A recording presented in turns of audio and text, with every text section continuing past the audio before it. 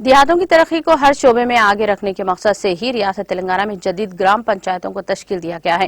وزیر اعلیٰ کے سیار کا مقصد مقامی عوام کو ہی سرپنچ کے باوقار عہدے کی بادشاہت پر بٹھانا ہے، جس کے لیے گرام پنچایتوں میں پنچایت سیکریٹری کے تقررات بھی کیے گئے ہیں اور وزیر اعلیٰ کے سیار نے ریاست تلنگانہ کو سنہری تلنگانہ بنانے کا خواب سچ کر دکھایا ہے۔ یہ دیہی عوام کے لیے وزیر اعلیٰ کے سیار کا انمول تحفہ ہے۔ ان خیالات کا اظہار مقامی رکن اسمبلی مدھول جی وٹھل ریڈی نے کیا ہے، جنہوں نے تانور منڈل کے موزے بوندارٹ گرام پنچایت کے لیے 20 لاکھ روپے کی لاگت سے جدید گرام پنچایت کی عمارت کا سنگ بنیاد رکھتے ہوئے موزے سے متصل صاحب روڈ پر پل کی افتتاحی تقریب میں شرکت کی۔